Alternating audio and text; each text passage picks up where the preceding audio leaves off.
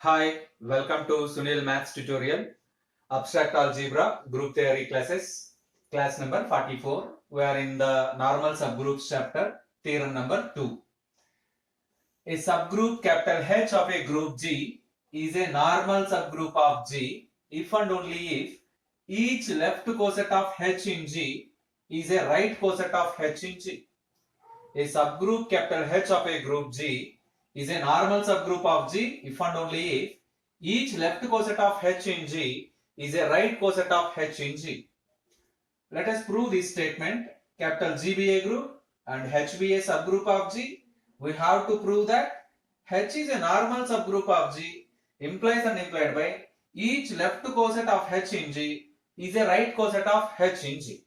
Our aim is to show that a left coset of H in G is a right coset of H in G implies and implied by H is a normal subgroup of G. So right. Suppose H is a normal subgroup of G. Suppose H is a normal subgroup of G. In the previous class, we learned that H is a normal subgroup of G implies and implied by X H X inverse is equals to H for all X belongs to G. This statement from theorem number 1.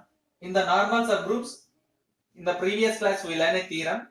H is a normal subgroup of G if and only if X H X inverse is equals to H. So by applying theorem number 1, note this theorem number 1. H is a normal subgroup of G, then X H X inverse is equals to H for all X belongs to G. For all X belongs to G. Yes, our aim is to show that each left coset of H in G is a right coset of H in G. Operate on both the sides with X. X H X inverse into X is equals to Hx. Into X is equals to Hx. It can be written as X H X inverse X is equals to Hx. We know that X inverse into X is equals to E, identity element, which implies X H E is equals to Hx, which implies X H is equals to Hx. You observe that this term X H is a left coset generated by X. This term is a right coset generated by X. It means each left coset of H in G is a right coset of H in G. Each left coset of H in G is a right coset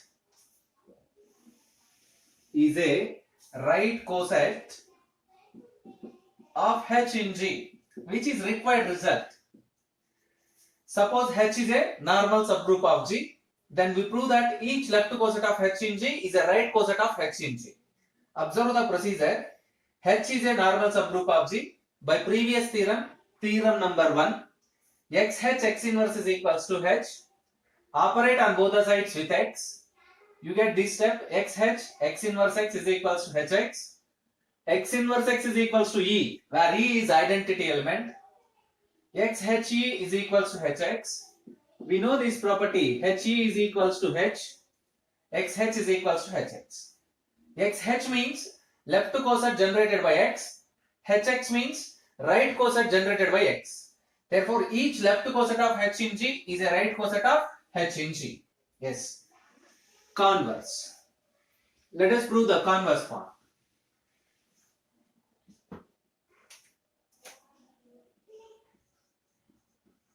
Converse. Suppose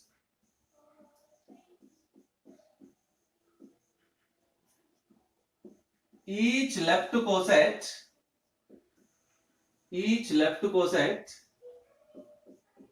of H in G is a right coset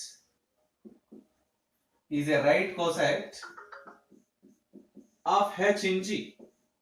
Suppose each left coset of H in G is a right coset of H in G. we have to prove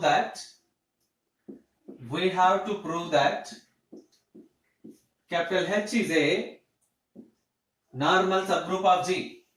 Capital H is a normal subgroup of G. Yes, to prove that it is a normal subgroup of G, take an element X belongs to G. Let us take an element X belongs to G. Since each left coset of H in G is a right coset of H in G, then XH is equals to HY for some Y belongs to G. For some Y belongs to G. X belongs to G, then the left coset XH is equals to HY. This exists because of our assumption is each left coset of H in G is a right coset of H in G. Therefore, XH is equals to HY. If you take directly XH is equals to HX, then it becomes very trivial. So don't take XH is equals to HX. You take HY. We prove that XH is equals to HX. So right. Since E is identity element,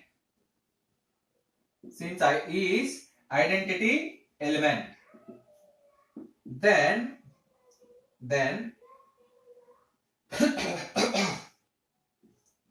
X into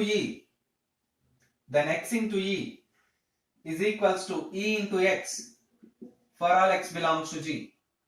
This shows us X into E belongs to XH. This shows us X belongs to XH and that XH is equals to HY. X belongs to XH which is equals to HY. What it means? X belongs to HY. X belongs to HY. We learn a theorem in cosets. A belongs to H implies and implied by AH is equals to H is equals to HA. AH is equals to H is equals to HA. By applying this theorem here, X belongs to HY. Since X belongs to HY implies as HY is equals to HX. HY is equals to HX. Yes. Now you observe that we have already one condition XH is equals to HY. Now we had one more condition HY is equals to HX. Let it be 1 and let it be 2. From 1 and 2. From equations 1 and 2. We have XH is equals to HX for all X belongs to capital G. Now operate on both the sides with X inverse. You get. Which implies as XH X inverse is equals to HX X inverse. Operate on both the sides with X inverse. Which implies XH X inverse is equals to HE. Which implies XH X inverse is equals to H. This is true for all X belongs to G. This is the necessary and sufficient condition for a non-empty set to be a subgroup, to be a normal subgroup, which implies H is normal subgroup of G. As this completes the converse part. Hence we conclude that H is a normal subgroup of G implies and implied by each left coset of H in G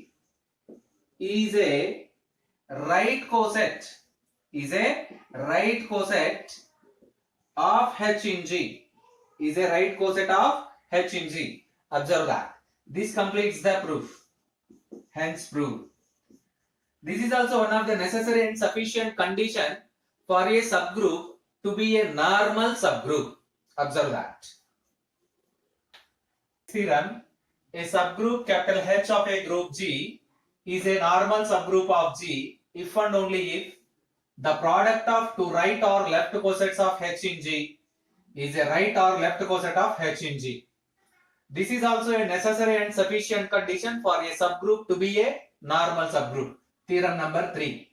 A subgroup capital H of a group G is a normal subgroup of G if and only if the product of two left or right cosets of H in G is again a left or right coset of H in G. Let us prove this statement. Capital G be a group, H be a subgroup of G. Take any two elements A, B belongs to G. Then by closure axiom, AB belongs to G. Now we have three elements A, B and AB. Corresponding to these three elements, you can write three right cosets. HA, HB, HAB are right cosets of H in G.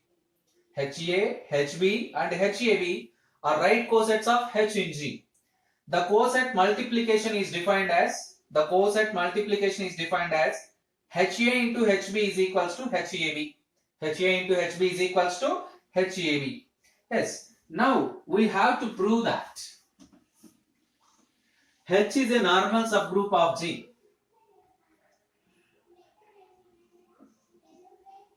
We have to prove that capital H is a normal subgroup of G. Implies and implied by the product of two right cosets of H in G. The product of two right cosets of H in G is again a right coset of H in G. A right coset of H in G. Yes, that is the theorem. We prove this theorem on right cosets. Then similarly, you can prove the theorem in left cosets also. So right. Suppose you observe that we have to prove that H is normal subgroup of G. Implies and implied by the product of two left cosets of H in G is again a right coset of H in G.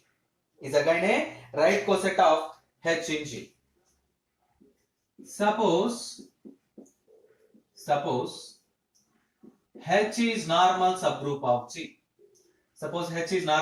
of G. Now you have to show that the product of two right cosets of H in G is again a right coset of H in G. Now HA into HB is equals to it can be written as HA into HB can be written as HAH into B. It can be written as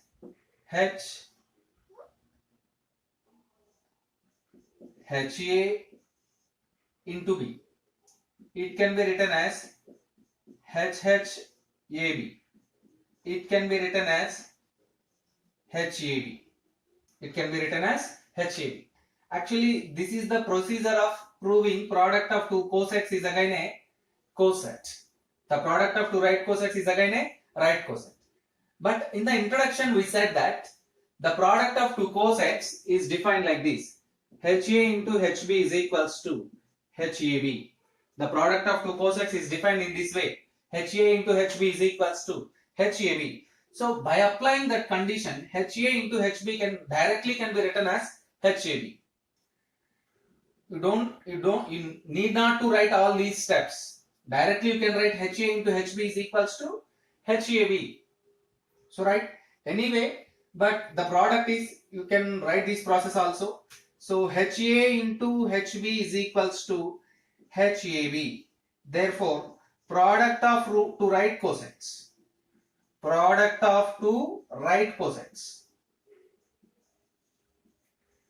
is again a right coset. You observe that. This is the first part of the theorem, and which is very, very simple part. H is normal subgroup of G.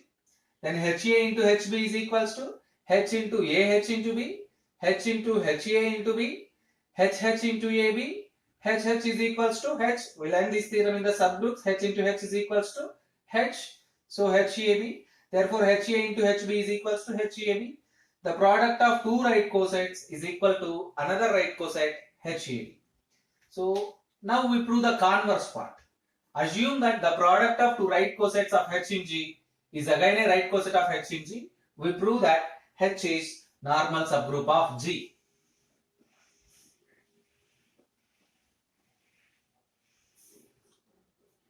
Suppose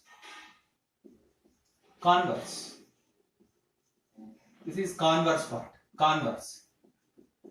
Suppose HA into HB is equals to HAB. The product of two right cosets is again a right coset. We have to show that H is a normal subgroup of G. We have to prove that H is a normal subgroup of G.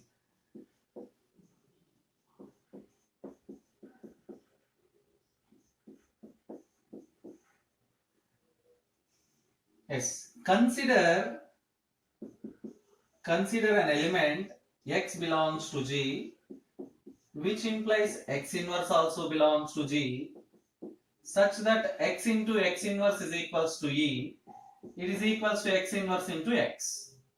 Yes, capital G is a group. Then by using inverse axiom, this condition holds. Now you observe that and take an element H belongs to capital H, and small e is identity. Small e is identity. Now X H X inverse can be written as X H X inverse can be written as EX H inverse. Because E is identity, the value of this element cannot be changed by multiplying with E. It can be written as EX into HX inverse. EX into HX inverse. This is the very important part of our theorem, where EX belongs to a right coset HX. EX belongs to a right coset HX. HX inverse belongs to a right coset HX inverse. You observe this. EX belongs to HX. HX inverse belongs to HX inverse. Now, by using these two elements, the product of these two elements belongs to HX into HX inverse. HX into HX inverse. So this shows us, you observe that XH inverse belongs to HX into HX inverse. The product of right cosets is defined in this way. HA into HB is equals to HAB. So HX into HX inverse can be written as XH inverse belongs to HX into X inverse. HX into X inverse. Which implies as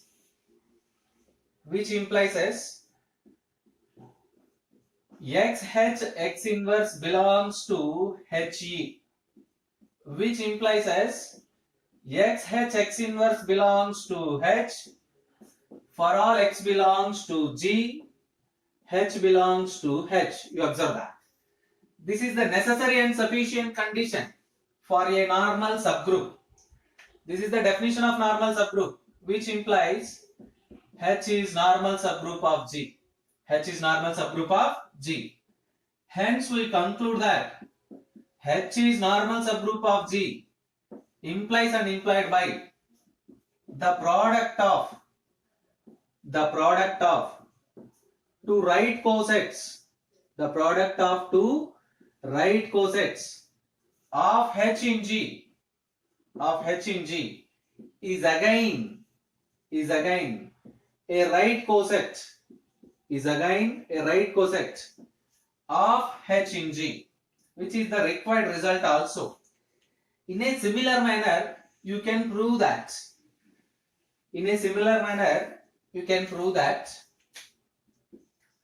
H is normal subgroup of G implies and implied by the product of the product of two left cosets, the product of two left cosets of H in G is again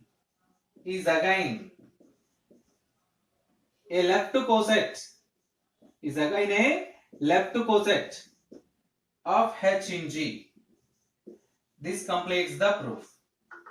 Observe that and practice these theorems. Practice these theorems, which are very important one. To learn the abstract algebra, it is very necessary to learn all the definitions and basic concepts. All the definitions and basic concepts are very important to understand the group theory. If you don't know the definition of right coset or left coset, then what is the use of this theorem? How can you understand this theorem? So it is not possible to understand. If you don't know the definition of normal subgroup, then it is not possible to understand this theorem. So in this semester you have all the chapters are consist only theorems and proofs. So concentrate on definitions, concentrate on concepts and practice more and more number of times. Then abstract algebra becomes easy to you. Keep learning.